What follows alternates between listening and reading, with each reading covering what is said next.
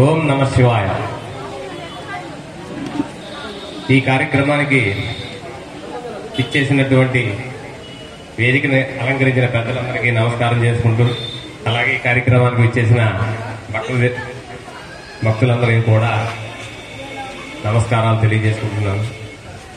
ఇలాంటి కార్యక్రమాలు నిర్వహించాలని చాలా కుతూహలంగా ఉంటుంది, కానీ సహాయ సహకారాలు అందించేవారు చాలా తక్కువగా ఉంటున్నారు. తాతారావు గారు లాంటి ఇటువంటి కార్యక్రమాలు, ఆధ్యాత్మిక కార్యక్రమాలు చేయడానికి ఎంత కష్టపడుతున్నారో ఇవాళ చూశాను. అలాగే ప్రతి ఒక్కరూ కూడా మాకు సహాయ సహకారాలు అందిస్తే నేను చేసే ఏ దేవాలయం దగ్గర సరే ఇటువంటి కార్యక్రమాలు ఏర్పాటు చేయడానికి పూర్తి సహకారం, నా వంతు సహకారాన్ని అందిస్తాను.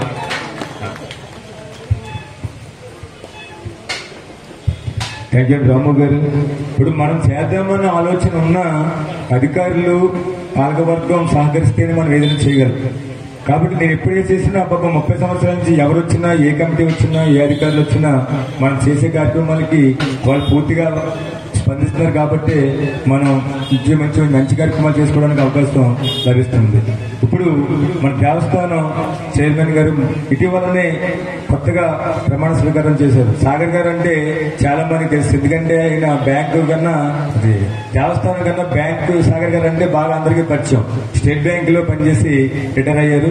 అప్పటి నుంచి ఏ దేవస్థానంలో, ఇదే కాదు ఏ దేవస్థానం, ఇప్పుడు మేము ఇద్దరం కలిసి ఆంజనేయ స్వామి ఉంది సెంటర్ లో, ఆంజనేయ స్వామి మేమే చేస్తాం. అక్కడ ఇంక ఏ గుడి ఉన్నా ఆ గుడి దగ్గరే ఆయన ఉండి అక్కడ అన్నదానం కార్యక్రమాలన్నీ కూడా దగ్గరుండి చూసి అవన్నీ ఎంతో శ్రద్ధగా చేస్తారు. అందుకే భగవంతుడు సాగర్ గారికి ఈ రూపేణ ఆయన సర్వీస్ కావాలని ఇచ్చారేమో అని చెప్పేసి నేను అనుకుంటూ సాగర్ గారిని ఈ కార్యక్రమాన్ని తీసుకొచ్చి మాట్లాడుతుందిగా కోరుతున్నాను. అందరికీ నమస్కారం. ఇటువంటి చక్కని కార్యక్రమాలు చూడడం ఒక అదృష్టం. ఇటువంటి కార్యక్రమాలు ఏర్పాటు చేయాలని కూడా మా తాతారావు గారు చేసిన సుదినం. తాతారావు గారు చాలా కష్టపడి రకరకాల కార్యక్రమాలు చేసినా మన ఊళ్ళో మన స్పందన బట్టి మన యొక్క కార్యక్రమాలు ఎన్ని ఎక్కువ పెట్టుకోగలరో మనం ఆలోచిస్తాం. మన మాతృభాషని తెలుగుని ఈరోజు చంపేసుకుంటున్నాం. ఒక విధంగా చెప్పాలంటే అమ్మాని పిలవడం మానేసి మమ్మీని పిలుస్తున్నాం, నాన్నగారిని పెట్టడం మానేసి డాడీ అని పిలుస్తున్నాం. అటువంటి సమస్యలు ఇటువంటి మన కొట్టాడుతున్న సమయంలో ఇటువంటి మంచి కార్యక్రమాలు పెట్టి మనందరినీ ఆనందింపజేసి మన జీవితంలో ఇది ఒక మధురానుభూతిగా మిగిల్చేటటువంటి చక్కని అవకాశం మనకిది. ఈ అవకాశాన్ని అందరూ సద్వినియోగం చేసుకుని చక్కగా వారి యొక్క చెప్పిన అవన్నీ కూడా చక్కగా విని, భగవద్గీత అనేది మనం చదవడం మానేసాం. పూర్వకాలం కూడా ఇప్పుడు కూడా ఏ కోర్టుకు వెళ్ళినా, చాలా మంది కోర్టుకు వెళ్ళిపోవచ్చు, వెళ్ళాలని కోరుకోండి కూడా. కానీ కోర్టుకు వెళ్తే మొట్టమొదటి మన చేత ప్రమాణ స్వీకారం చేసేది భగవద్గీత మీదే. అంటే భగవద్గీత అంత పురాతనమైనది, అంత ప్రసిద్ధమైనది. మన యొక్క భారత రామాయణాలు ఎంత ప్రసిద్ధో భగవద్గీత కూడా అంతే ప్రసిద్ధి మనకి. అందులో ఏ శ్లోకం చదివినా, ఏ చదివినా చాలా ఆనందం కలుగుతుందంటారు. ఎంతమంది చదివారు, ఎంతమంది చదవలేదు అది ఇప్పుడు అప్రసిద్ధం. అటువంటి చక్కటి ఈ రోజు అవధాని గారు చెప్తారు కాబట్టి మీరందరూ వీటిని చక్కగా ఆనందించి ఈ కార్యక్రమాన్ని సద్వినియోగం చేయాలని కోరుకుంటూ నమస్తే. తాతారావు గారు చాలా కృతజ్ఞతలు. ఎందుకోసం ఇంత చక్కని కార్యక్రమం తాతారావు చాలా కష్టపడి అరేంజ్ చేశారు. ఈ యొక్క కార్యక్రమం చేయబోయే ఉద్యోగులు కానీ మా యొక్క చక్కటి అవధాని గారు చూడడానికి చాలా అందంగా నిగనిగ నాటిపోతున్నారు. ఈ నిగానింపు పద్మావతిలో ఎంత ఉయ్యాలుగా చూపిస్తారో మీరందరూ చూసి ఆనందించాలని కోరుకుంటున్నాను. నమస్తే. థ్యాంక్ యూ అండి. సాగర్ గారికి, రాము గారికి చాలా ధన్యవాదాలు తెలియజేసుకుంటూ వీర వెంకట తాతారావు గారు వారిని కూడా వేదిక మీద ఉండవలసిందిగా కోరుతున్నాను. తాతారావు గారిని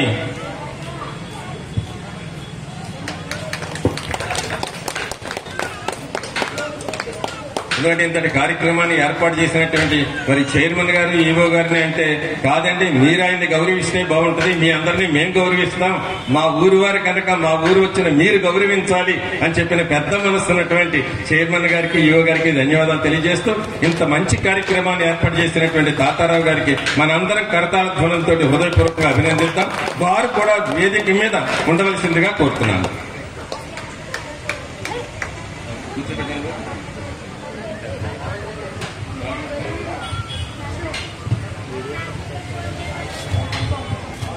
శ్రీ రామేశ్వర స్వామి దేవస్థానం నటరాజ కళా వేదిక ఆచంట నేను చిన్నప్పుడు 7వ తరగతి చదువుతున్నప్పుడు ఇక్కడికి వచ్చానండి.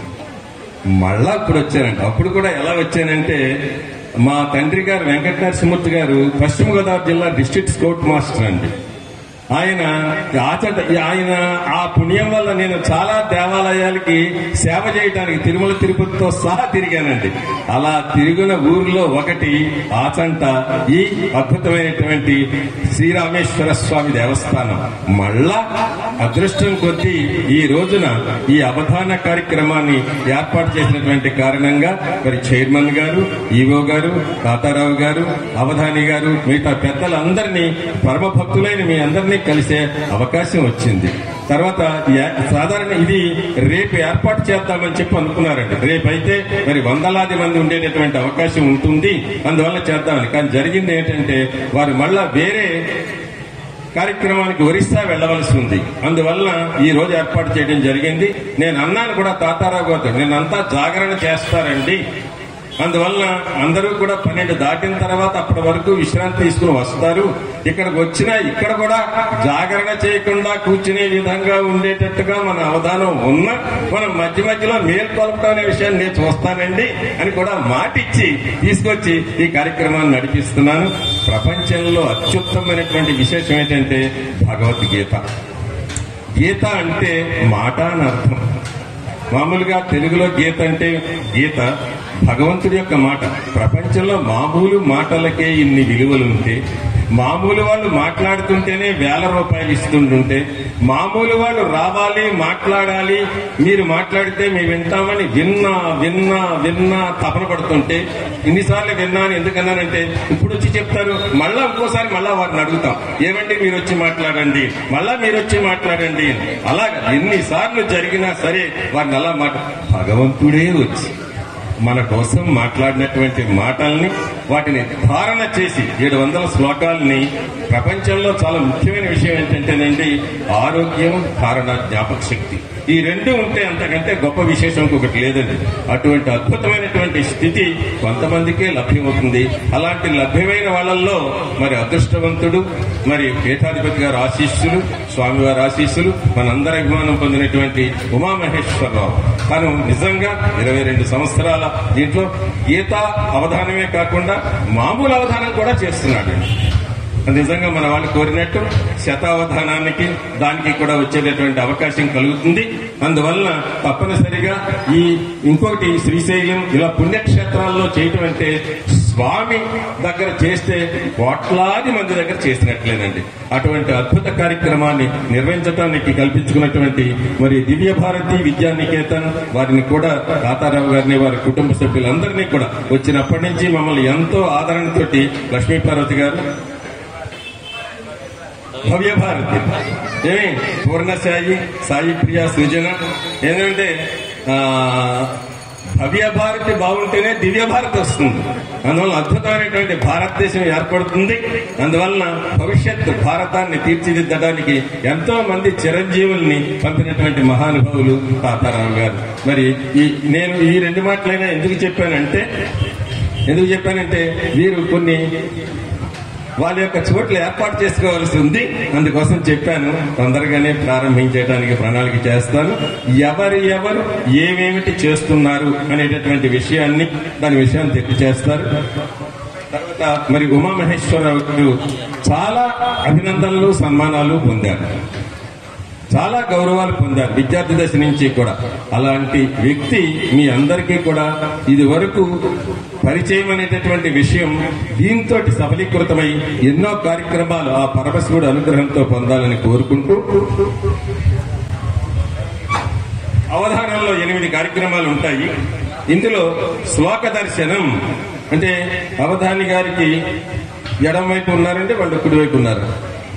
శ్లోక దర్శనం వారు శ్లోక దర్శనం వారు నిర్వహిస్తారు. ఏదైనా ఒక అధ్యాయంలో ఒక శ్లోకాన్ని అడిగితే ఆ శ్లోకాన్ని చెప్పి దాన్ని వివరిస్తారండి. అంటే మొత్తం ఉన్నటువంటి 18 అధ్యాయాల్లో ఒక శ్లోకం చెప్తే వారు అడుగుతారు. వారు అడిగితే అంతకు ముందు మేము ఎవరం ఏమిటి తెలియదు కూడా, మేము ఉదయమే వచ్చాం, ఏమీ తెలియదు. అందువల్ల మీరు కూడా అడిగేటటువంటి ఒక వృత్తం, ఆ వృత్తం చివరిలో ఉంచుతున్నారు. అది కూడాను.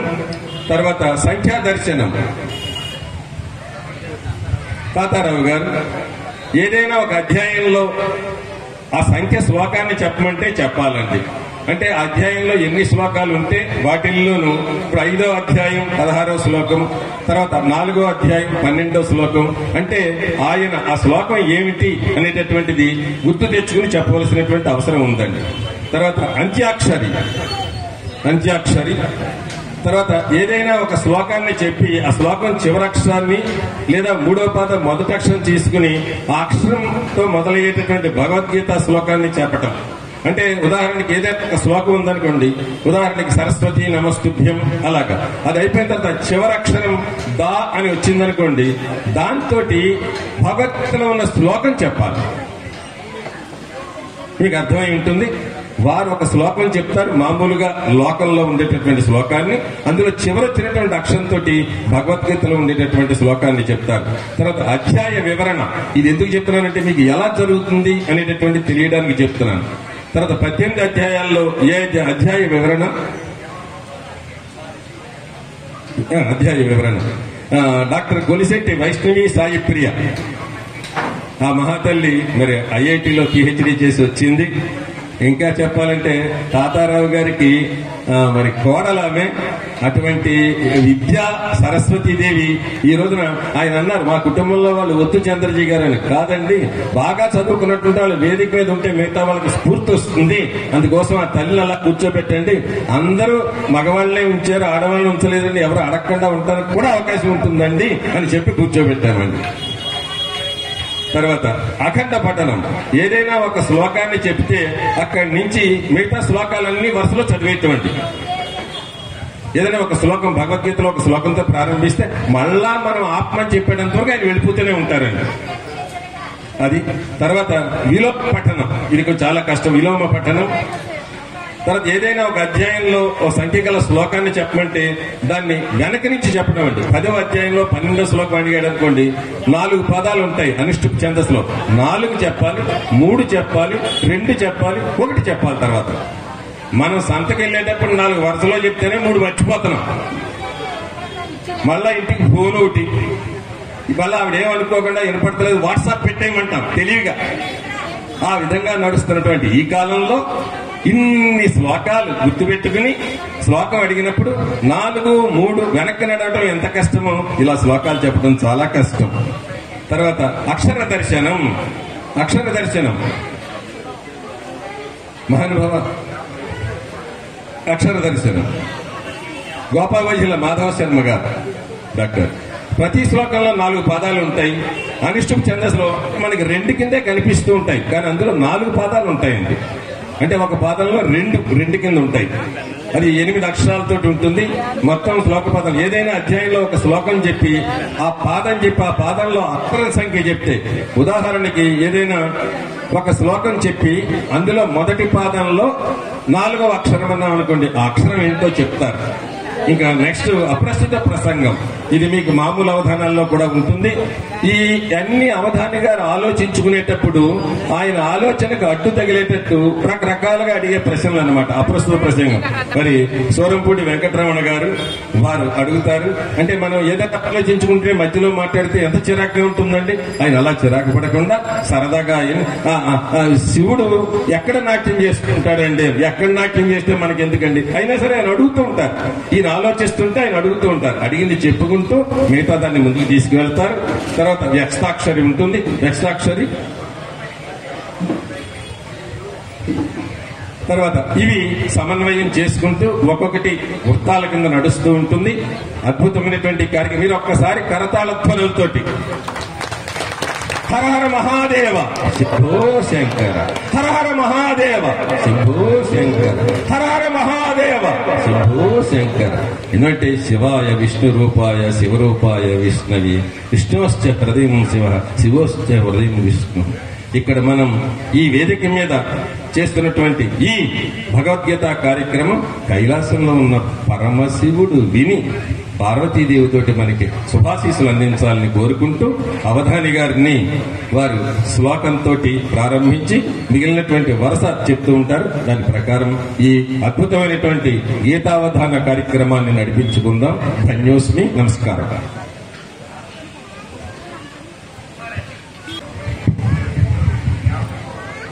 ఓం శ్రీ పరమాత్మనే నమః. ఈరోజు ఈ భగవద్గీత అవధానాన్ని ఇక్కడ మనం నిర్వహించుకుంటున్నాం. ముందుగా శ్రీకృష్ణ పరమాత్మను ధ్యానించుకుంటూ పార్థాయ ప్రతిబోధితాం భగవతా నారాయణేన స్వయం వ్యాసేన గ్రథితాం పురాణమునినా మధ్యే మహాభారతం అద్వైతామృతవర్షిణీం భగవతీం అష్టాదశాధ్యాయినీం అంబ త్వామనుసందధామి భగవద్గీతే భవద్వేషిణీం మూకం కరోతి వాచాలం పంకుం లంఘయతే గిరిం యత్కృపాతమహం వందే పరమానందమాధవం అని కృష్ణ పరమాత్మకు నమస్కరిస్తూ, ఇది ఎంతో పుణ్యక్షేత్రం ఆచంటేశ్వర స్వామి వారి దివ్య స్థానంలో ఈరోజు అవధానాన్ని నిర్వహించుకోవడం చాలా సంతోషకరం. ఆచంటేశ్వర సన్నిధి, ఆచంటేశ్వర సన్నిధి కాచున్ కష్టాల నుండి, కాచున్ కష్టాల నుండి జ్ఞానము నీయున్. ఆచంటేశ్వర సన్నిధి కాచున్ కష్టాల నుండి జ్ఞానము నీయున్.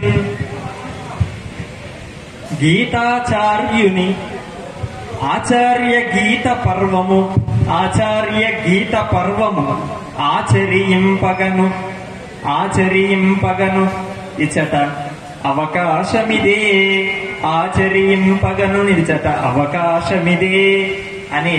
ఈ ఆచంటేశ్వర స్వామి వారి సన్నిధి ఎటువంటిది అంటే, మనకున్న కష్టాలన్నింటినీ కూడా తొలగించి మనల్ని కూడా రక్షిస్తుంది. వారి యొక్క కృపతోటి మనకి జ్ఞానం కలుగుతుంది. ఆ జ్ఞానం కలిగి ఈ భగవద్గీతాచార్యుడి యొక్క బోధనలు ఏవైతే ఉన్నాయో ఆధ్యాత్మిక జ్ఞానం, దాన్ని మనం పొందగలుగుతాం.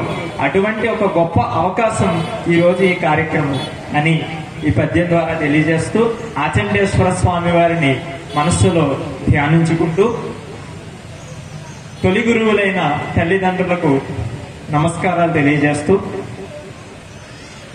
చిన్నినాట నుండి శ్రీ విద్య తత్వము నిత్య వస్తు రీతి ప్రత్యహమున అందజేసినారలమ్మ నాన్నలు నాకు వారి కంజలింతు భక్తి తోడ అని నమస్కరిస్తూ, ఈ గీతావధానం చేయడానికి చిన్నప్పటి నుండి కూడా తల్లిదండ్రులే కాదు, ఒక గొప్ప ప్రేరణ, ఒక గొప్ప శక్తి వెనకుండి నడిపించేటువంటి ఒక మహనీయమైనటువంటి వైభవం కలిగినటువంటి శక్తి శ్రీ విశ్వవిజ్ఞాన విద్య ఆధ్యాత్మిక పీఠం యొక్క పవిత్రమైనటువంటి శక్తి.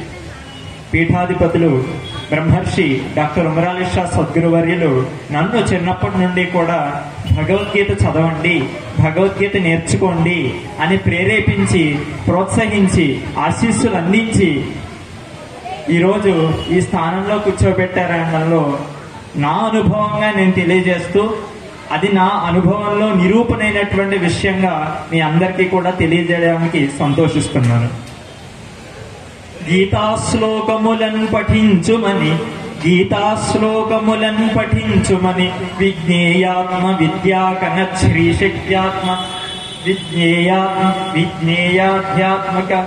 విజ్ఞేయాత్మకనత్ శ్రీతత్వంబును నేర్వుమంచు బహుధా చిద్రూపి అయినన్ను సచ్చేతస్కున్ పొనరించి తీవె పరమాశీర్వాదమందించి ఏ రీతి నిన్ను నుతించ శక్యమగునో శ్రీయానిషా సద్గురు అని మా గురుదేవులైనటువంటి ఉమరాలి షా స్వామి వారిని నమస్కరిస్తూ, ఇక ఈ అవధానంలో సంచాలకులుగా వ్యవహరిస్తున్నటువంటి భీమవరం నుండి వచ్చినటువంటి సభా సంచాలనాగ్రేసరులు శ్రీ దాయన సురేష్ చంద్రాజీ గారికి నమస్సుమాంజలు తెలియజేస్తూ,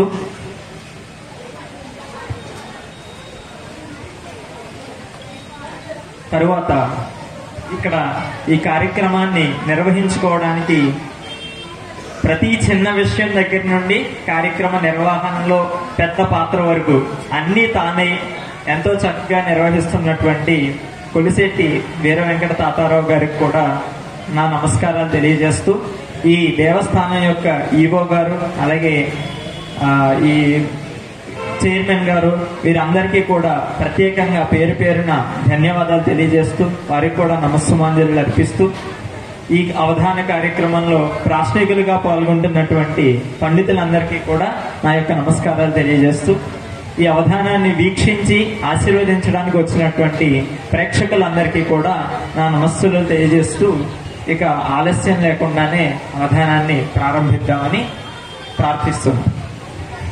చాలా సంతోషం అవధాని గారు. వారు చెప్పినటువంటి ఆకంఠేశ్వరుడి మీద పద్యం గాని, తరువాత ఉమ్రాలి షా గారి మీద గాని, తల్లిదండ్రులు ఇవన్నీ కూడా ఆసువుగా చెప్పినటువంటి పద్యాలు. మరి ఈ తాతారావు గారు పెద్ద తాతే కాక ఈ కార్యక్రమానికి దాత కూడా. మరి వారిని కూడా మనం మనస్ఫూర్తిగా అభినందిద్దాం. స్వామి కృపతోటి ఈ కార్యక్రమాన్ని బుధస్కంధాల మీద వేసుకుని మాకిప్పుడు 5-6 క్రితాల సంవత్సరం అన్నారు చంద్రజీ గారు తప్పనిసరిగా ఆచంటలో ఈ అవధాన కార్యక్రమాన్ని ఏర్పాటు చేయాలి అని. అది ఈ రోజు సఫలీకృతం అయ్యింది. బుద్ధరాజు విద్యాసాగర్ గారు చైర్మన్ గారు, ర్యాలీ రామచంద్ర కుమార్ గారు ఎగ్జిక్యూటివ్ ఆఫీసర్ గారు, వారికి కూడా హృదయపూర్వకంగా నమస్కారాలు తెలియజేస్తున్నాను. మా ఉమామేశ్వరరావు గారి తల్లిదండ్రులు శ్రీ శివనారాయణ గారు, ధనలక్ష్మి గారు, వారిద్దరూ ఒక్కసారి నిలబడితే మరి పుత్రోత్సాహం వారిలో తెల్లిపోతుంది. చిన్నప్పటి నుంచి ఎందుకు నిలబెట్టానంటే తీర్చిదిద్దిన విధానం వారిని మీ అందరూ చూడాలని, ఆగ్రహం కలగాలనే దృష్టి చేతే. తర్వాత మరి ఇంకొక విన్నపం, వేదిక మీద ఉన్నటువంటి వాళ్ళందరూ కూడా విజ్ఞులు, మహాపండితులు, గొప్పవాళ్ళు. సమయం చాలా తక్కువ ఉంది అని మీకు తెలుసు. భోజన సమయం, చేసిన వాళ్ళకి నిద్రా సమయం, నిన్న జాగరణ చేసిన వాళ్ళకి మళ్ళా ఇవన్నీ సమయాలు. అందువల్ల నేను ఏం చెప్తున్నానంటే, మరి నాకు ఇక్కడ ఒక ముఖ్యమైనటువంటి ఆత్మీయతా పాత్ర ఇచ్చారు గనక వారు ఏ అంశం మీద అడుగుతారో వారి పేరేంటో చెప్తారు, వారి ఏ మాటలు మాట్లాడరు అని నాకు మాట ఇచ్చారు. ఇంక దీని గురించి చెప్పడం గాని, అవధానం అంటే ఇదని గాని, ఆకంఠేశ్వరుడు అంటే ఇలాగని గాని, తాతారావు గారు అంటే ఇలా ఏముండవండి. వారు ఏ అంశం తీసుకుంటున్నారు అని చెప్తారు. అంశంలో ఏవైనా మీకు వివరణ సరిగ్గా లేవకపోతుంది అనిపిస్తే నేను మాట్లాడుతూ ఉంటాను. నేను కూడా ఎక్కువసేపు మాట్లాడాను. వారి పేరు చెప్తారు, ఆ అంశాన్ని అడుగుతూ ఉంటారు. అది మీకు కొద్దిసేపు అయ్యేటప్పటికి మీకు అర్థమైపోతుంది.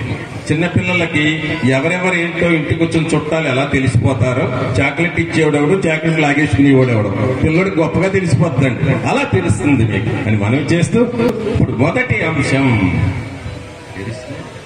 శ్లోక దర్శనం. బాదరాల వీరాంజనేయులు గారు, మీకు ఇంకొకసారి చెప్తున్నాను. అంటే ఇందాక చెప్పింది, ఏదైనా ఒక అధ్యాయంలో ఒక శ్లోకాన్ని అడిగితే ఆ శ్లోకాన్ని చెప్పి సంక్షిప్తంగానే దాన్ని వివరిస్తారు. ఓం శ్రీ ఆసంతీశ్వరాయ నమః. భీష్మ ద్రోణ ప్రముఖతః భీష్మద్రోణ ప్రముఖతః సర్వేషాం చ మహీక్షితాం ఉవాచ పార్థ పశ్యేతాన్ సమవేతాన్ కురూనితి. ఇది మొదటి అధ్యాయంలో ఉంటుందండి శ్లోకం. మొదటి అధ్యాయంలో 25వ శ్లోకం. కరెక్ట్ అండి. మీ దగ్గర ఎవరైనా సరే గీతా పుస్తకాలు ఉంటే తీసి చూసుకోవచ్చండి. ఇలాంటి కార్యక్రమానికి వచ్చేటప్పుడు చిన్నపిల్లలు తీసుకురావాలి, భగవద్గీతతో రావాలి, పక్కన కూర్చోబెట్టుకోవాలి, ఏం చెప్తున్నారో చూడమ్మానాలి, చూసిన తర్వాత ఆహా అనాలి. అది కార్యక్రమం. తర్వాత ప్రక్రియ సంఖ్యా దర్శనం. అవధాని గారు మొదలు పెట్టండి. మీరు మొదలు పెట్టారు కాబట్టి మేము మొదలు పెడతామండి. ఇక్కడికి ఈ ఆచంట దాదాపుగా 45 సంవత్సరాల క్రితం ఇదే ఆచంటేశ్వర స్వామి వారి యొక్క వేదిక మీద నా మిత్రులు, గురువులు అయినటువంటి సినిమా యాక్టర్ బ్రహ్మానందం గారు మిమిక్రీ చేశారు. ఇక్కడ పెద్దలుంటే వాళ్ళకి గుర్తుంటుంది. అప్రస్తుతానికి అప్రస్తుతం ఒకసారి ఇక్కడ 8 మంది 9 మంది పృచ్ఛకులు కూర్చున్నారు కదండి. వీరిలో ఒకరు మధ్య మధ్యలో ఇలా అక్షరాలు ఇస్తూ ఉంటారనమాట. వారే ఒకసారి నిలబడండి. వారు వ్యస్తాక్షరి పృచ్ఛకులు. వ్యస్తాక్షరి. వారి మధ్య మధ్యలో అక్షరాలు ఇస్తూ ఉంటారు ఇలాగా.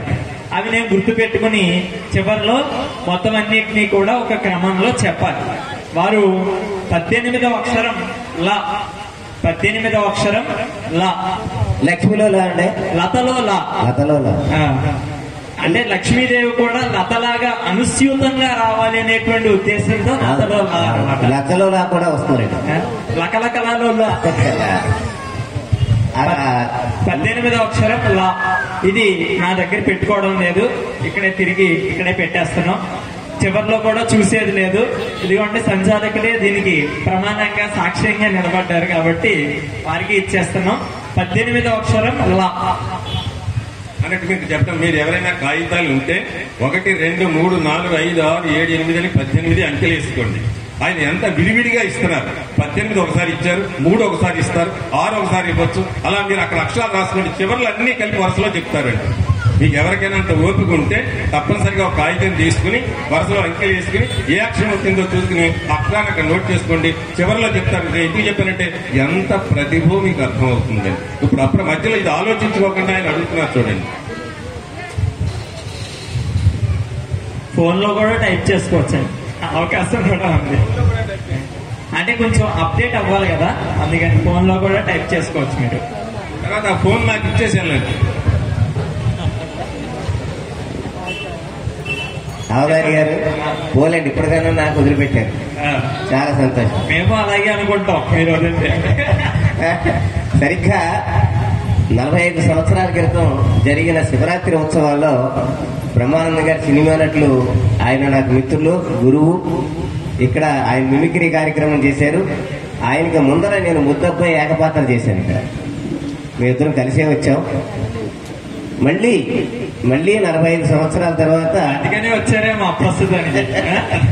మళ్ళీ ఆ రకంగా అప్పుడు నవ్వించే కార్యక్రమమే ఇప్పుడు నవ్వించే కార్యక్రమం. ఇది నా అదృష్టం అన్నమాట. సరే, మరి ఈవేళ మొదటి ప్రశ్న, ఇక్కడ ఆచంటలో ఉన్నాం కాబట్టి, ఆచంటేశ్వరుడు యొక్క సన్నిధిలో ఉన్నాం కాబట్టి ఆయన మీదే ఒక ప్రశ్న. అదేమిటంటే వారినే మీరు డౌట్ పడుతున్నారా? చెప్పండి. ఈ ఆచంటేశ్వరుడు స్థలంలో ఉద్భవించారనేది క్షేత్ర కథనం. స్థలంలో ఉద్భవించారట. స్థలంలోనే ఎందుకు ఉద్భవించాలి? స్థలంలోనే సృష్టి రహస్యం మొత్తం ఉంది కాబట్టి అక్కడి నుండే మొదలయ్యాడు శివుడు.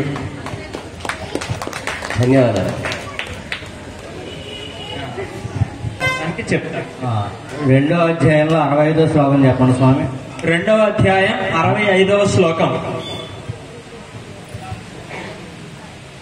ప్రసాదే సర్వ దుఃఖానాం హానిరస్యోపజాయతే ప్రసన్నచేతసో హ్యాశు బుద్ధి పర్యవతిష్ఠతే.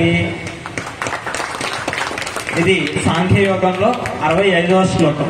స్థితప్రజ్ఞుడి యొక్క లక్షణాలన్నీ చెప్పి తర్వాత ఈ శ్లోకంలో చాలా చక్కని విషయాన్ని మనకి కృష్ణ పరమాత్మ తెలియజేశారు. అన్ని దుఃఖాన్ని కూడా దుఃఖంగా తీసుకుంటున్నాం కాబట్టి మనకు అది దుఃఖంగా అనిపిస్తుంది. కానీ ఆత్మజ్ఞానం కలిగినటువంటి వారు ఎవరు కూడా దేనికి చలించరు అని శ్లోకంలో చెప్తున్నారు. తర్వాత అంత్యాక్షరి వీరు ఏదో ఒక పద్యం, ఏదో ఒక శ్లోకాన్ని వారు పాడతారు. అందులో ఉన్నటువంటి చివరి అక్షరాన్ని తీసుకుని నేను భగవద్గీతలో ఉన్నటువంటి ఆ శ్లోకాన్ని చెప్పాలి. ఈ రోజు నేను చాలా అదృష్టంగా భావిస్తున్నానండి. ఎందుకంటే ఇక్కడ సుమారుగా 6-7 సార్లు నేను ఇక్కడ ఇదే స్టేజ్ మీద ఘంటసాలగా జరిగింది. హలో,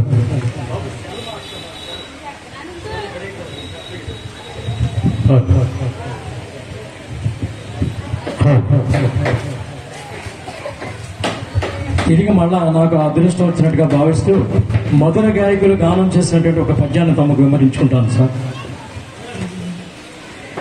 ఇది మన ఆశ్రమంబు, ఇది మన ఆశ్రమంబు, ఇచట నీవు వసింపుములోక పావని.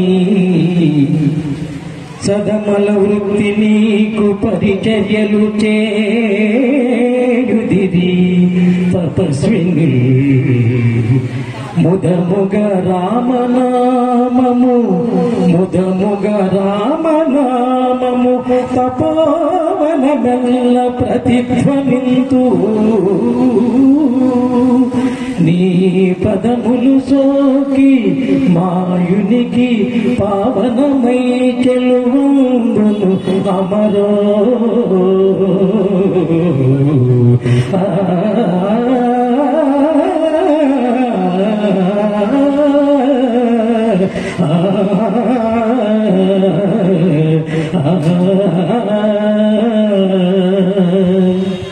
చివరి అక్షరం రో వచ్చింది, అమ్మ రో. ఆ రాతోటి వచ్చేటటువంటి శ్లోకాన్ని భగవద్గీతలోది ఇప్పుడు అవధాని గారు మనకి వినిపిస్తారు. ఎంత అద్భుతమైనటువంటి పద్యం అండి అది. ఇందాక వారు పాడడానికి ముందే వ్యస్తాక్షరం ఇందాక అక్షరాలు ఇస్తారని చెప్తున్నాం కదండి. అందులో 7వ అక్షరం గా, 7వ అక్షరం గా, గదిలోగా, గదిలోగా, గుళ్ళో ఉన్నాం కాబట్టి గంటలోగా, గంటలో అన్నప్పుడు మళ్ళీ గమ్ అనుకో, గంప కూడా రావచ్చు దానికి. అందుకని గదిలోగా, గరుత్మంతుడిలోగా. ఇందాక లక్ష్మీదేవి వచ్చింది కదండి, ఇప్పుడు గరుత్మంతుడు కూడా వచ్చాడు. వీళ్ళందరూ వచ్చి ఆచంటేశ్వర స్వామిని దర్శించుకుంటారనమాట. 7వ అక్షరం గా.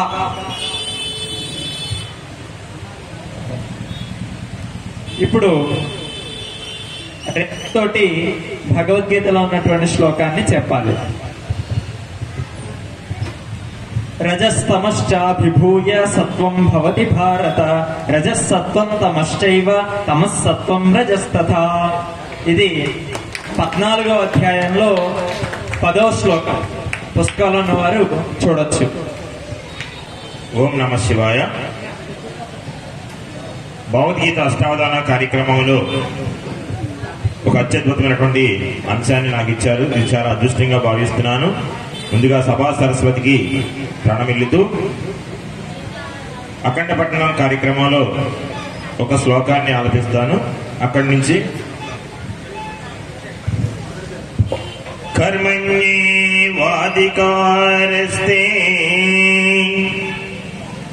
ఇప్పుడు వారు శ్లోకం అందించారు కదండి, అంటే అక్కడి నుంచి వరుసలో వెళ్ళిపోతారు. కావాలంటే చూడండి, మనం 2-3 అయ్యేటప్పటికి ఆగకపోతే మొత్తం అంతా అది వెళ్ళిపోతుంది. అందువల్ల నేను మధ్యలో ఆగండి అని చెప్తాను. కర్మణ్యేవాధికారస్తే మా ఫలేషు కదాచన మా కర్మ ఫల హేతుర్భూర్మాతే సంగోస్త్వ కర్మణి యోగస్థః కురు కర్మాణి సంగం త్యక్త్వా ధనంజయ సిద్ధ్య సిద్ధ్యో సమో భూత్వా సమత్వం యోగ ఉచ్యతే దూరేణ హ్యవరం కర్మ బుద్ధియోగా ధనంజయ బుద్ధౌ శరణమన్విచ్ఛ కృపణాః ఫలహేతవః బుద్ధియుక్తో జహాతీహ ఉభే సుకృత దుష్కృతే తస్మాత్ యోగాయ యుజ్యస్వ యోగః కర్మసు కౌశలం. చివరికి 300 వెళ్ళిపోతాయండి బాబు, అందుకోసం ఆపమన్నాను. తర్వాత అంశం విలోమ పట్టణం. అందరికీ నమస్కారం అండి. ఇక్కడ అవధాని గారికి మీరు గట్టిగా చప్పట్లు కొట్టాలి. ఎందుకంటే ఇక్కడ ఉన్న వాళ్ళందరూ కూడా 60-70 కూడా ఉన్నారండి. ఇక్కడ ఇది జస్ట్ 22 అండి. 22 సంవత్సరాల వయసు ఉన్నాయని అవధానం చేస్తుంటే అందులో పుచ్చుకులుగా ఉండడానికి ఆ భగవంతుడిచ్చిన భాగ్యం. ఒక్క నిమిషం. 16వ అక్షరం 16 కదండి. 16వ అక్షరం కా. 16వ అక్షరం కా. కంజాక్షుల్లో కా. ఇప్పుడు విష్ణుమూర్తి కూడా వచ్చేసాడు. కర్రలో కా. కర్రలో కానొచ్చు. కర్రలో కా. కొడతేలే తర్వాత వస్తుంది. కొడతేలో తర్వాత వస్తుంది. కాబట్టి 16వ అక్షరం కా. అవధాని గారు విలోమ పట్టణంలో మిమ్మల్ని నేను అడిగేది ఏమిటంటే 10వ అధ్యాయంలో 2వ శ్లోకం. 10వ అధ్యాయం 2వ శ్లోకం. 10వ అధ్యాయం కొంతమంది తీసి చూస్తున్నారు, చూడండి. 10వ అధ్యాయం 2వ శ్లోకం కదండి. ఇప్పుడు చూడండి, 4వ లైన్, 3వ లైన్, 2వ లైన్, 1వ లైన్ ఇలా చెప్తారండి. ఇది చాలా కష్టమైనటువంటి ప్రక్రియ. వెనక్కి నడవడం ఎంత కష్టమో ఇలా వెనక నుంచి ముందుకు వెళ్ళడం చాలా కష్టం. మేము 10th క్లాస్ చదువుకున్నప్పుడు అలా పద్యం మొదటి ఇస్తే చివరికి వెళ్తుందండి, చివరి లైన్ ఇస్తే మొదటికి వెళ్ళడం చాలా కష్టం. మహర్షీనాంచ సర్వసః అహమాదిర్హి దేవానాం ప్రభవం మహర్షయః నమే విదుస్సురగణాః. శభాష్. అసలు తీసి చూసేటప్పటికే శ్లోకం అయిపోయిందండి. ఇక్కడ తర్వాత అంశం ద్వాదశోధ్యాయం గురించి అడుగుతాం అనుకుంటున్నాను. దాని విశిష్టత గురించి చెప్పండి, దాని నుంచి మనం ఏం నేర్చుకోగలుగుతాం అనేది వివరించండి. అలాగే గురించి అడిగారు. 12వ అధ్యాయం పేరు భక్తి యోగం. ఇందులో 20 శ్లోకాలు ఉన్నాయి. 20 శ్లోకాలు కూడా ఎంతో గొప్ప సందేశాన్ని మనకిస్తున్నాయి. నిజమైన భక్తులు ఎవరు అనే విషయాన్ని ఈ అధ్యాయంలో మనకి చెప్తున్నారు. అంటే మన ప్రవర్తన సరిగ్గా ఉంచుకుని భగవంతుడి మీద భక్తితోటి మనం ప్రార్థిస్తేనే మనం నిజమైనటువంటి భక్తులుగా మారుతాము అనే విషయాన్ని ఈ అధ్యాయంలో చెప్పారు. మనకి ఆచంటేశ్వర స్వామి వారి గుడి ఉంది ఇక్కడ. రోజు వచ్చేసి నేను కొబ్బరికాయ కొట్టేస్తున్నానండి, రోజు వచ్చేసి నేను పూలు పలహారాలు అన్ని పెట్టేస్తున్నానన్నా కానీ ఆ వ్యక్తి నిజమైన భక్తుడిగా చెప్పబడడు. అతని ప్రవర్తన సరిగ్గా లేకపోతే ముందు కాబట్టి తన యొక్క ప్రవర్తన సరిగ్గా ఉండాలి. తన యొక్క ప్రవర్తన సరిగ్గా ఉండి తన కుటుంబంలో తన సమాజంలో అందరికీ కూడా ఆదర్శవంతంగా ఉంటూ ఒక మంచి జీవితాన్ని గడుపుతూ భగవంతుడిని ధ్యానించినటువంటి వాడే నిజమైన భక్తుడిగా చెప్పబడతాడు.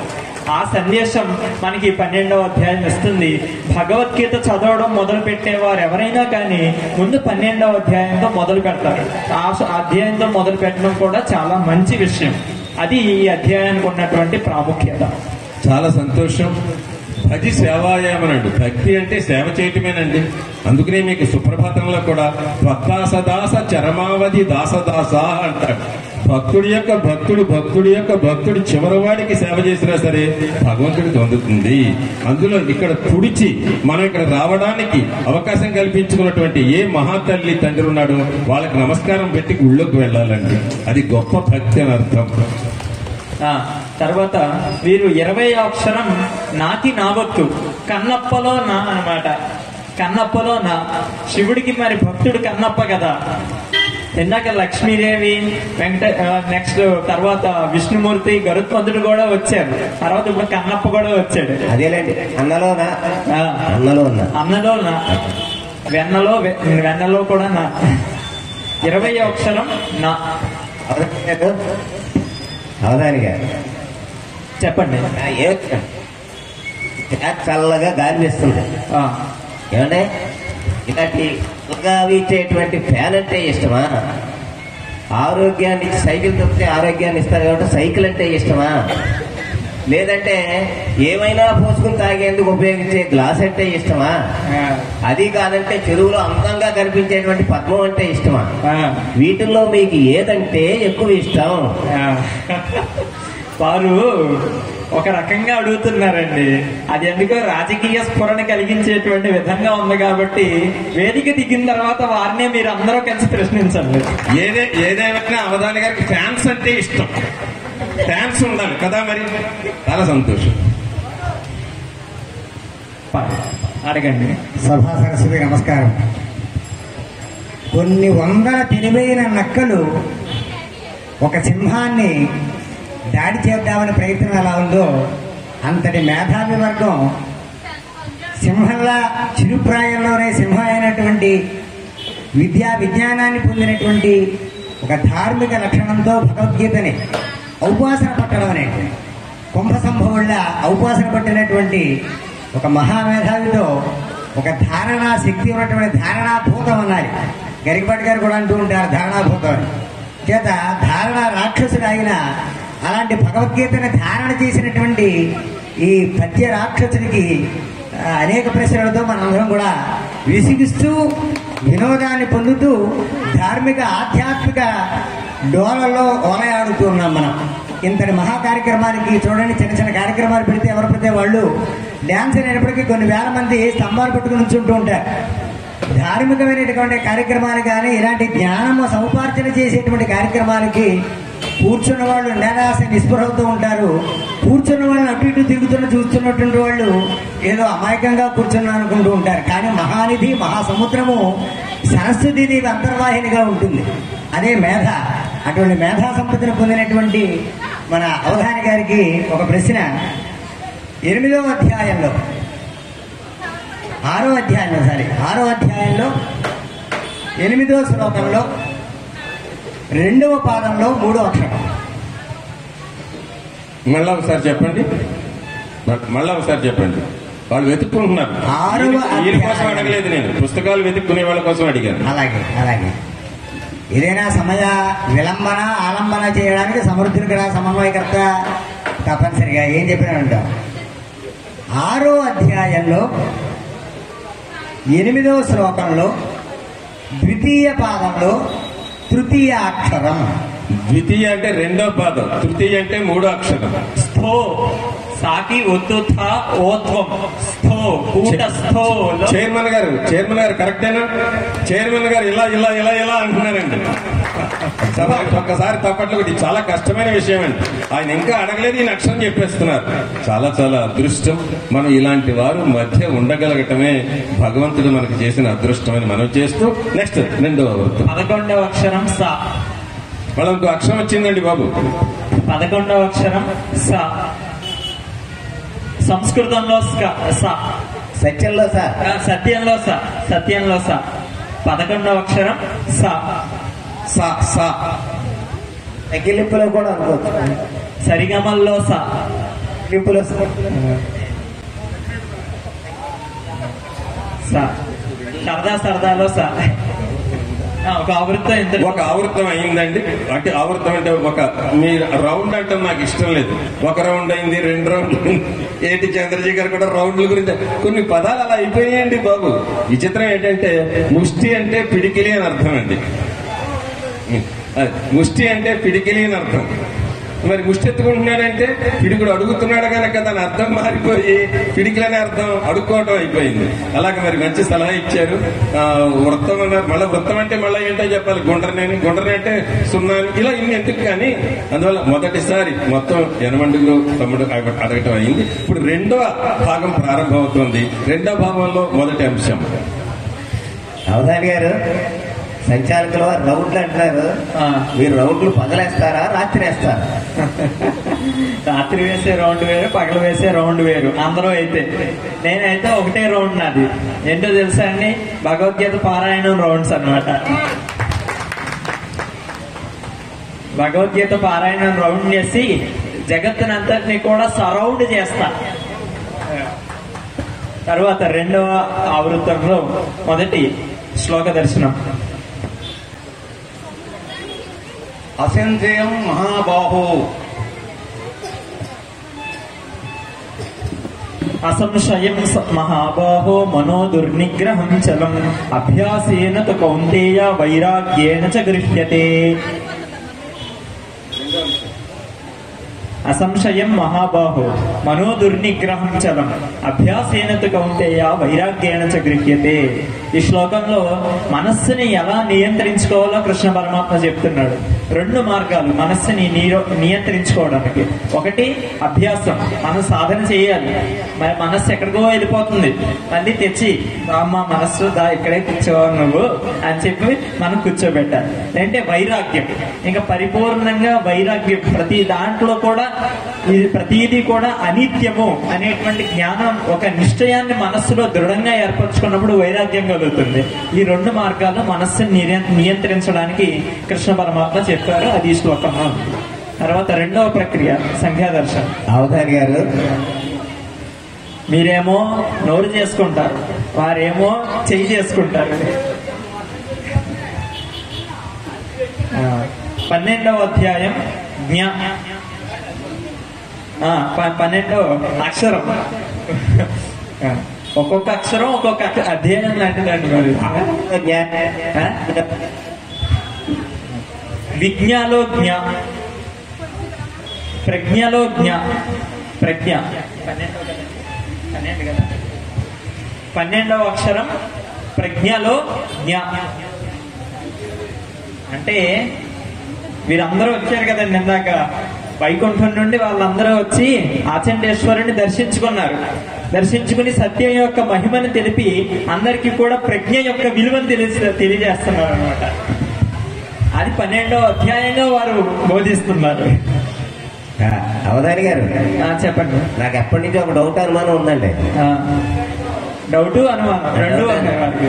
అదే అండి, ఆ డౌట్ అనుమానం ఏంటంటే శివుడు పాపం గరళాన్ని మింగాడు, విషాన్ని మింగాడు. అది కంఠంలోనే పెట్టుకున్నాడు, నీలకంఠుడు అన్నారు. బాగానే ఉంది. మరి నాకు డౌట్ అనుమానం ఏంటంటే, మనం నైవేద్యాలు పెట్టేస్తూ ఉంటాం. మరి ఈ నైవేద్యం ఆయన గొంతులో వేసుకున్నప్పుడు ఆ విషయం కూడా కిందకి దిగిపోతుందంటారా, అక్కడే ఉంటుందా? చాలా గొప్ప ధర్మ సందేహం వచ్చింది మీకు. దీన్ని డైరెక్ట్ వెళ్ళి శివుడిని అడగాలేమోనండి. మొత్తానికి ఎలా ఉంచుతున్నావయ్యా కంఠంలో అనేసి. ఇక్కడ ఇరుకుంటా చూసారా, ఆ ఇరుకులో పెట్టుకున్నాడు అనమాట. మరి ఇప్పుడు అలా కాదండి, ఈ భక్తులందరూ ఇరకాటంలో పెట్టే భక్తులు ఉంటారు చాలా మంది. అటువంటి వాళ్ళందరినీ కూడా ఎలా నియంత్రించాలో వారికి తెలుసు కాబట్టి, ఏది ఏ ఇరుకులో పెట్టాలో వారికి తెలుసు కాబట్టి, ఆ విషం అనే సరుకుని ఈ ఇరుకులో పెట్టుకుంటున్నాడు అనమాట. తర్వాత రెండవ ప్రక్రియ సంఖ్యా దర్శనం.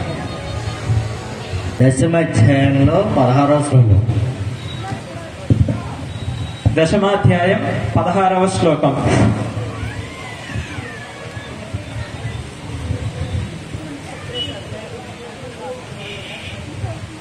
వక్తుమర్హస్య శేషేన దివ్యా హ్యాత్మ విభూతయః యాభిర్విభూతిభిర్లోకాన్ ఇమాం స్త్వం వ్యాప్య తిష్టసి. ఇది 10వ అధ్యాయంలో 16వ శ్లోకం. తరువాత ప్రక్రియ అంత్యాక్షరి.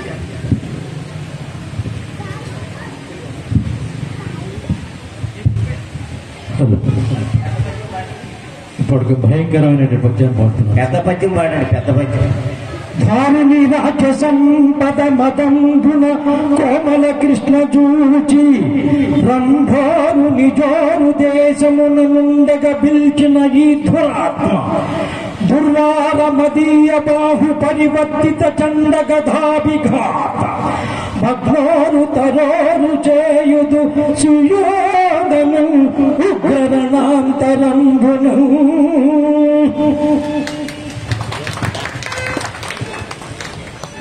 భీముడు చెప్పినటువంటి పద్యం అండి ఇది. నేను భీమంగా చెప్తా. ఇప్పుడు నాదత్తే కస్యచిత్ పాపం నచైవ సుకృతం విభుః అజ్ఞానేనావృతం జ్ఞానం తేన ముహ్యంతి జంతవః. ఇది 5వ అధ్యాయంలో 15వ శ్లోకం. నాదత్తే కస్యచిత్ పాపం. మనం అందరం అనుకుంటాం దేవుడి దగ్గరికి వెళ్తే పాపాలు పోతాయి, మనం అప్పుడు వరకు ఎన్ని అవినీతులు ఎన్ని దుర్మార్గాలు చేసేసినా అన్ని ఒక కొబ్బరికాయ కొట్టేస్తే వదిలిపోతుంది అనుకుంటాం. కానీ మన కర్మ ఫలాల్ని మనమే అనుభవించాలి. ఏ దేవుడికి ఏ పుణ్యక్షేత్రానికి ఎక్కడికి వెళ్ళినా గానీ ఈ కర్మ ఫలాలు అనేటువంటివి మనల్ని విడిచిపెట్టవు. అందుకనే పాపాలు, పాప కార్యాలు, ఎవరినైనా హింసించడం, ఎవరినైనా మోసగించడం మొదలైన అన్ని పనుల్ని కూడా విడిచిపెట్టి దుర్మార్గాన్ని, దుష్టత్వాన్ని మనలో నిర్మూలించుకుని మనం ఒక మంచి మార్గంలో వెళ్ళడానికి భగవంతుని ప్రార్థించాలి. అయ్యో నేను వెళ్ళలేకపోతున్నాను, నాకు అది తప్పు అని తెలిసినా కానీ నేను చేయలేకపోతున్నాను అనేటువంటి తపనతో మనం భగవంతుడిని ప్రార్థిస్తే మనలో మార్పు తీసుకొచ్చేటువంటి బాధ్యత భగవంతుడు తీసుకుంటాడు. కాబట్టి అటువంటి విధంగా మన యొక్క కర్మ ఫలితాన్ని మనమే అనుభవించాలనేటువంటి జ్ఞానాన్ని పొంది భగవంతుడిని ఆ విధమైనటువంటి తపనతో ప్రార్థిద్దాం. సుయోధనుగ్ర రణాంతరంబు నన్నని వచ్చింది కనుక నాతోటి ఆ శ్లోకాన్ని చెప్పారు. 9వ అక్షరం నన్ను ఇచ్చారు కదా చూసారా, అందుకని నా ఇచ్చారు వారు కూడా. నగవులో నా అంటే నగములు నగల్లో నా. లక్ష్మీదేవి మంచి మంచి నగలు వేసుకొచ్చింది అనమాట. మీరు నగలు అన్నారు, నేను నగము అన్నానండి. 9వ అక్షరం కదండి, 9ని సంస్కృతంలో నవ అంటాం, అందుకని నా. పండుగ తర్వాత అంశం. అవధారి గారు ఇక్కడ ఆచంట అనేటప్పటికండి అన్నదానానికి ప్రసిద్ధి. నిన్ననే తాతారావు గారు పెద్ద వీడియో పెట్టారు, ఒక మంచి వీడియో పెట్టారు. దాంట్లో గుట్ల కింద ఈ అన్న పదార్థాలు కానీ లేకపోతే కూరగాయలు కానీ రకరకాలవన్నీ గుట్ల కింద ఉన్నాయండి. ఇక్కడ అన్నదానానికి పెద్ద పేరట్టండి. ఏమంటే అలాగే వేళ అవధానం చేయించారు. అవధాని గారు ఎక్కడికో వెళ్ళిపోయారు. వెళ్ళండి. మరి చక్కటి అన్నదానానికి ఈ ఊరు పెద్ద పేరు. మరి అలాగే అవధానాలు కూడా చేయిస్తున్నారు ఇక్కడ. ఈ అన్నదానానికి అవధానానికి ఏమిటి పోలిక, ఏమిటి తేడా? రెండు దానాలే.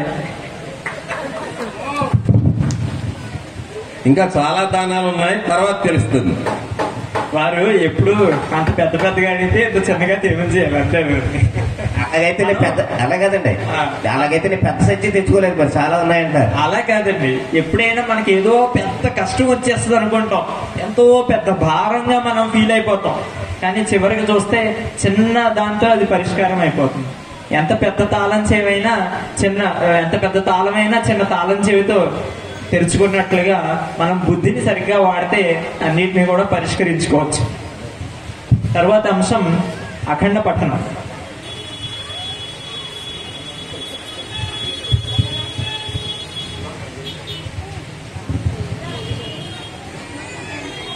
అనన్యా చింతయంతో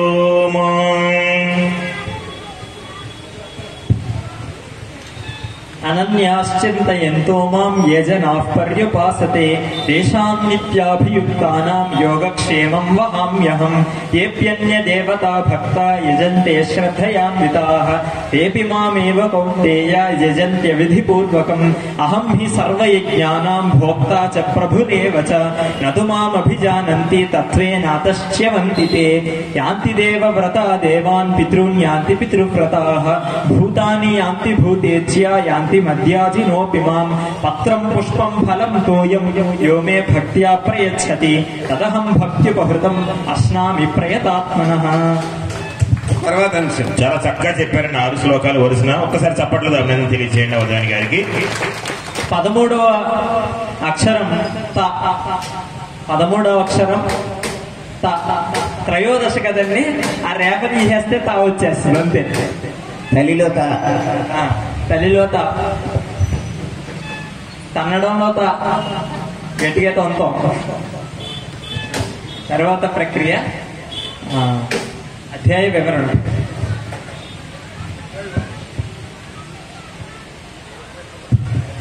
చతుర్దశో అధ్యాయం 14వ అధ్యాయం.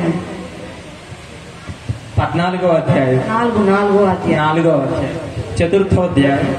4వ అధ్యాయం పేరు జ్ఞానకర్మ సన్యాస యోగం. ఇందులో 42 శ్లోకాలు ఉన్నాయి. 42. ఇందులో ఎన్నో చక్కని విషయాలు చెప్పారు. ఒక్క విషయాన్ని చెప్పేసి తర్వాత ప్రక్రియకి వెళ్ళిపోతాం. శ్రద్ధావాన్ లభతే జ్ఞానం అని ఈ అధ్యాయంలోనే చెప్పారు. మనకి జ్ఞానం కలగాలంటే మనకి ముందు శ్రద్ధ ఉండాలి. 6వ అక్షరం తల్లి. తల్లి ఎక్కడ అవధాని గారు? తప్పట్లు కాదండి, తప్పట్లు. అవధాని గారు, ఎస్వి కృష్ణారెడ్డి గారు తెలుసు కదా మీకు? 6వ అక్షరం చెప్పండి. ఎస్వి కృష్ణారెడ్డి గారు సినిమా డైరెక్టర్, మా ఫ్రెండ్. ఆయన చిన్నప్పుడు మేము చదువుకున్నాం కలిసి. ఆయన ఒక సినిమాలో ఒక పాట పెట్టారండి. నీ టైటు ప్యాంటు చూసి పుల్లమ్మో మనసు లాగెత్తుంది.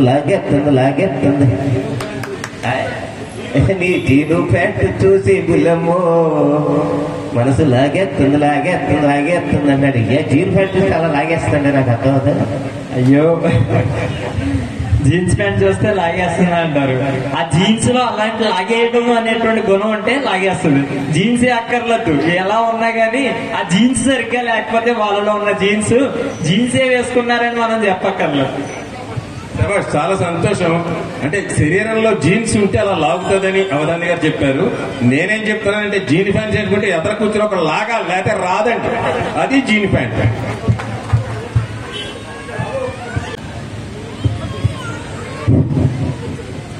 సభాసదులకి అందరికీ కూడా ఒక చక్కటి కార్యక్రమంలో ఉన్నందుకని మీరు అందరూ చాలా ధన్యులు. అవధాని గారి వయసు ఇందాకే చెప్పాను, 22 సంవత్సరాలు. వారి తల్లిదండ్రులు కూడా ఇక్కడే ఉన్నారు.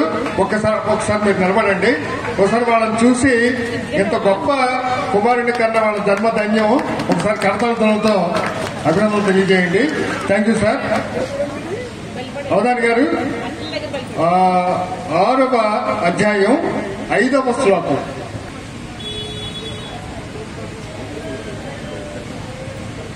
ఆత్మైవ రిపురాత్మనః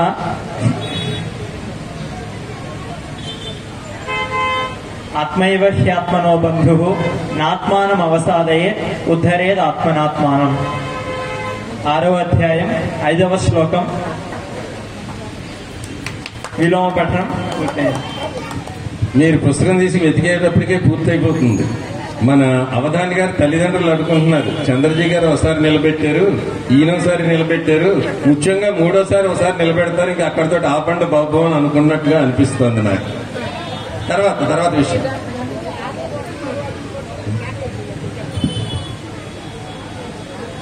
రెండవ అక్షరం దు. దున్నడంలో దు. ఇందాక వెన్న వచ్చింది, ఇప్పుడు దున్నలో దు అనమాట. 10వ అధ్యాయంలో విభూతి యోగంలో 25వ శ్లోకంలో 2వ అక్షరం. శభాష్. మళ్ళా చెప్తారు చూడండి, మళ్ళా అడగండి. 10వ వెతకండి చైర్మన్ గారు. విభూతి యోగం 25వ శ్లోకంలో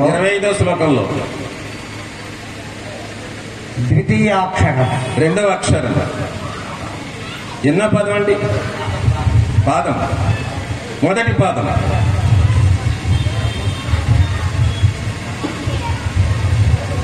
పదవ అధ్యాయం 25వ శ్లోకం మొదటి పాదం 2వ అక్షరం.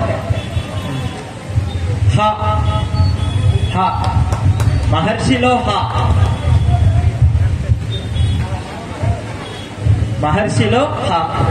శభాష్. ఒకసారి తప్పట్టుతో ఎంత కష్టం అండి అక్షరం చెప్పడం. అడగడం అడిగే ఆయన్నే రెండోసారి అడగమంటే నాలంటోడైతే మళ్ళా ఏమడిగినా మర్చిపోయి మళ్ళీ వెతుక్కోవాలి. అలాంటి పరిస్థితుల్లో అన్ని అక్షరాలు వెతుక్కుని ఈ రోజు ఇక్కడ కూర్చుని చూసే వాళ్ళందరూ కూడా అద్భుతమైనటువంటి ఋషులతో సమానమైన వాళ్ళు. మిమ్మల్ని అందరినీ నేను మనస్ఫూర్తిగా అభినందిస్తున్నాను. అది రకంగా అదృష్టం కూడా.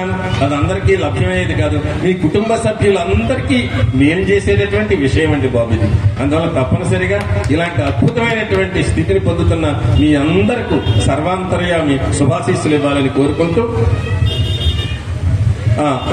రెండవ ఆవర్తం అయిపోయింది.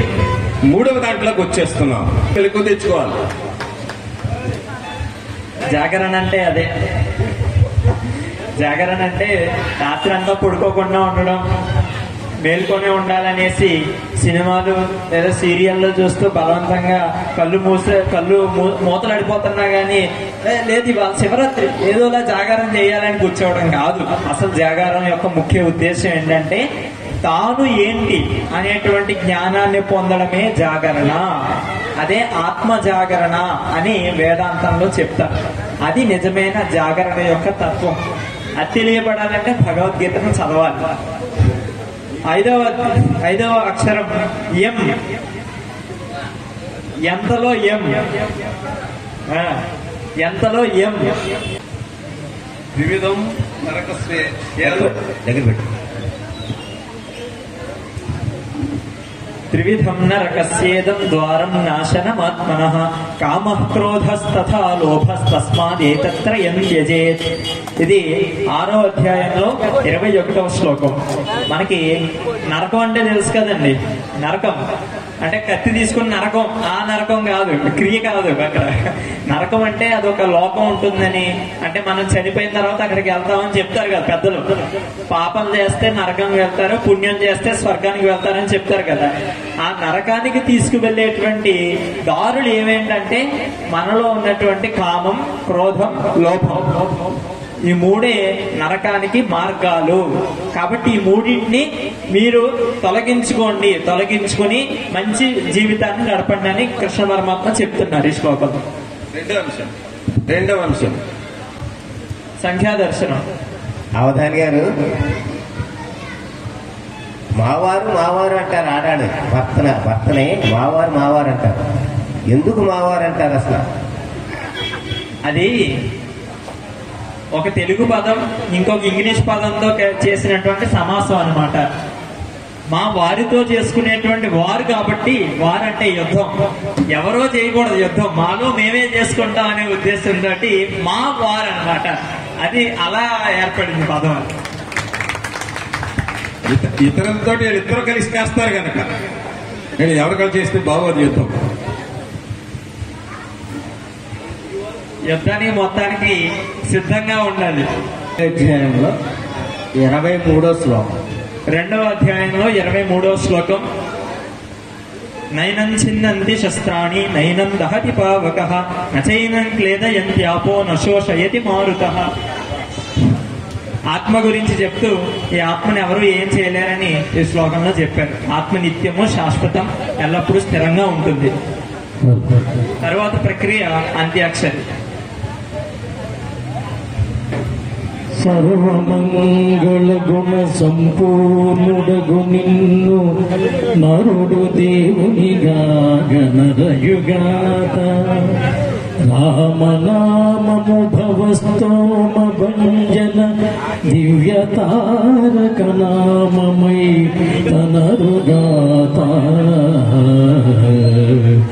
పది కుంపలుములేని పనినైనను రామ భజన మందిర ముందు వరలుగాత. కవులెల్ల నీ దివ్య కథ నిన్ను రీతుల గొనియాడు ముక్తి గైగోంద్రుగాత. ఎట్టి వ్రాతయు శ్రీరామ చుట్టవడక వ్రాయవడకుండుగావుత. రామ వాక్యమనిన తిరుగనిదని అర్థమగునుగాత. రమ్య గుణధామ రఘురామ రామ రామ.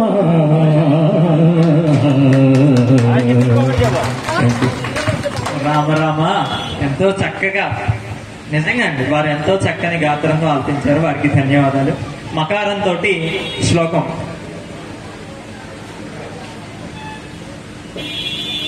మయా తతమిదం సర్వం జగదవ్యక్తమూర్తినా మత్స్థాని సర్వభూతాని నచాహంతేష్వస్థితః. ఇది 9వ అధ్యాయంలో 4వ శ్లోకం.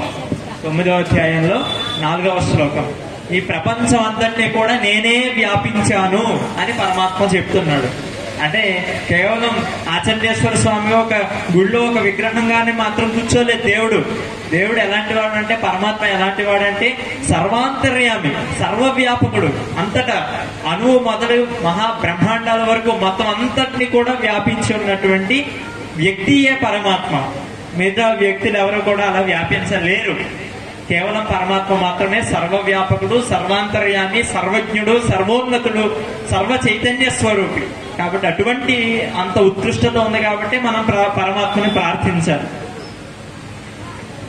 భవ్య భారతి వేలాది మంది విద్యార్థుల్ని తీర్చిదిద్దినటువంటి మహానుభావులు వీర వెంకట తాతారావు గారు. నేను ఇప్పుడు ఎందుకు మళ్ళా చెప్తున్నానంటే, విద్యార్థుల్ని తీర్చిదిద్దినటువంటి వాళ్ళు ఎవరిని ఎక్కడెక్కడ ఎలాంటి వాళ్ళని కూర్చోబెట్టాలో తెలుస్తుందండి. అలాగా ఎవరు ఎలా ఉంటే బాగుంటుంది, ఏ పాత్రకి ఎవరు కుదురుతారు అని అద్భుతంగా ఇలాగ మరి గానం చేసేవారైతే ఇలాగా, అడిగేవారైతే అలాగా, కడిగేవారైతే ఇలాగా, అలా వీళ్ళందరినీ కూడా వరుసలో కూర్చోబెట్టేటువంటి తాతారావు గారిని మనం హృదయపూర్వకంగా అభినందించాలి. ధన్యవాదాలు.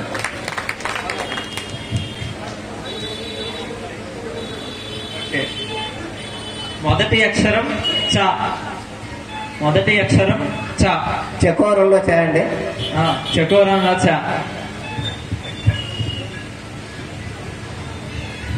చక్కగాలో చ. మన అవధానం ఎలా జరుగుతుంది? చూడ చక్కగా జరుగుతుంది కాబట్టి చ. చక్కగాలో చ. చక్కెరలాగా తీయగా. మధ్యలో మీరే రాయలా అడ్డుగా. అవధాని గారు, నాకు ఇంకొక డౌట్ అనుమానం వచ్చిందండి. అది కూడా శివుడి గురించే, అది కూడా శివుడి గురించే. ఆయన్ని అర్ధనారీశ్వరుడు అంటారు కదండి. అవునండి. ఈ వేళ గనక, ఈ టైంలో గనక, ఈ సమయంలో గనక ఆయన ఉమామహేశ్వరుడు నా పేరెట్టుకుని అద్భుతమైన అవధానం చేసేసాడని చెప్పి ఆనందపడిపోయి ఇక్కడికి అర్ధనారీశ్వరుడు వచ్చేసాడు అనుకోండి. వచ్చేస్తే ఆయనకి చీర పెట్టాలా, పంచి పెట్టాలా, ఏది పెట్టి సన్మానం చేయాలి ఆయనకి? జీన్స్ ప్యాంటు టీ షర్టు పెట్టాడు, గొడవ ఉండదు. ఇవాళ వాళ్ళకి వీళ్ళకి తేడా లేదు కదా, అందరూ ఒకటే బట్టలు, జీన్స్ ప్యాంటు టీ షర్టు. ఏముంది, హ్యాపీ. మగవాళ్ళైనా అంటే, ఆడవాళ్ళైనా అంటే అదే వేషధారం, యూనిఫామ్ వచ్చేసారనమాట మొత్తం అందరు కూడా. ఆయన దిగంబరుడండి, ఏం పెడతామండి చెప్పండి. అందులో కూర్చుండ మా ఇంట కుర్చీలు లేవు, ప్రణయాంకమే సిద్ధ పరతనుంటి భగవంతుడు వస్తే కూర్చోడానికి ఎటువంటి కుర్చీ వేస్తామండి? ప్రేమగా మన ఒళ్ళో కూర్చోబెట్టి వేసుకోవడం తప్ప ఆయనకి బట్టలు ఇచ్చేటంత వారమా, ఆయనకి విషయాలు చేసేటంత వారమా? ప్రపంచాన్ని అందరినీ రక్షించేటటువంటి మహానుభావుడు ఆయనే మనకి బోళ్ళని తీసుకొస్తాడు తప్ప మనం ఇచ్చేటటువంటి విషయంలో ఉండదు అని మనం చేస్తూ, వారికి ఒకవేళ వస్తే నిజంగా ఇక్కడ ఉండేటటువంటి ఫస్ట్ చైర్మన్ గారు ఊరుకుంటారా, ఈవో గారు ఊరుకుంటారా, మన వరకు ఊరుకుంటారా? వారే ఇచ్చేస్తారు. తర్వాత ప్రక్రియ మనకి శాశ్వస్త్రాలు అయితే చాలండి. అలాగే విశేష వస్త్రాలు అవే అవుతాయి. శేష వస్త్రాలే విశేష వస్త్రాలు అవుతాయి పరమాత్మ యొక్క ప్రభావంతో. ఎలా అంటే ద్రౌపదికి చీరలు ఆగుతూ ఉండే కొద్ది వచ్చింది చూసారా, అలాగే అన్నమాట. బాగా గుర్తు చేశారు. భగవంతుడిని నమ్ముకుంటే అలా ఉంటది పరిస్థితి. అఖండ పఠనం.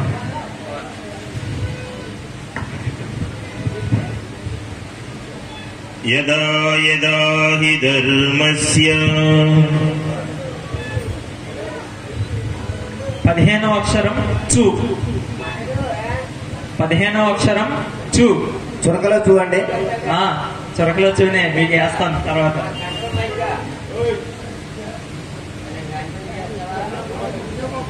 పదిహేనవ అక్షరం చూ. అంచులో చూ. అంచులో చూ 15వ అక్షరం. వారు అడిగారు, యదా యదా హి ధర్మస్య గ్లానిర్భవతి భారత అభ్యుత్థానమధర్మస్య తదాత్మానం సృజామ్యహం పరిత్రాణాయ సాధూనాం వినాశాయ చ దుష్కృతాం ధర్మ సంస్థాపనార్థాయ సంభవామి యుగే యుగే జన్మ కర్మ చ మే దివ్యం ఏవం యో వేత్తి తత్వతః త్యక్త్వా దేహం పునర్జన్మ నైతి మామేతి సోర్జున వీతరాగ భయ క్రోధా మన్మయామాముపాశ్రితాః బహవో జ్ఞాన తపసా పూతా మద్భావమాగతాః ఏ యథా మాం ప్రపద్యంతే తాంస్తథైవ భజామ్యహం మమ వర్త్మానువర్తంతే మనుష్యాః పార్థ సర్వశః.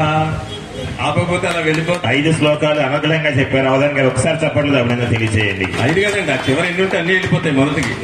తర్వాత ఇందాక మన ప్రస్తుత ప్రసంగం రమణ గారు అడిగారు, చీర పెద్దదా తోక పెద్దదా? లాగితే వచ్చింది చీర, లాక్కుండా వచ్చింది తోక, కనుక తోకే పెద్దది. కానీ వారు అన్ని లాగుతూ ఉంటారే. చీరనేటప్పుడు నాకేదో గుర్తొచ్చింది అంటారండి బాబాయ్ లేని కూడా. అదే నేను లాగింది అయితేనే అన్ని బాగుంటాయండి ఇక్కడ. మరి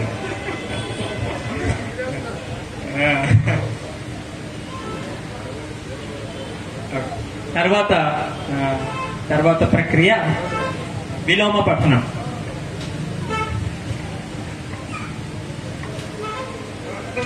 ఒకసారి ఉత్సాహం నింపడం కోసం గట్టిగా చప్పట్లతోటి ఈ కార్యక్రమానికి అభినందనలు తెలియజేయండి. ధన్యవాదాలు.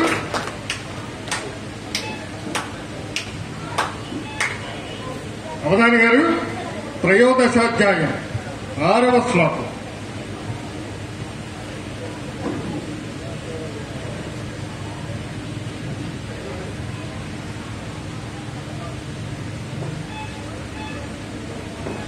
సవికారముదాహృతం ఏతక్షేత్రం సమాసేన సంఘాతశ్చేతనాధృతి ఇచ్ఛాద్వేష సుఖం దుఃఖం. 13వ అధ్యాయం 6వ శ్లోకం.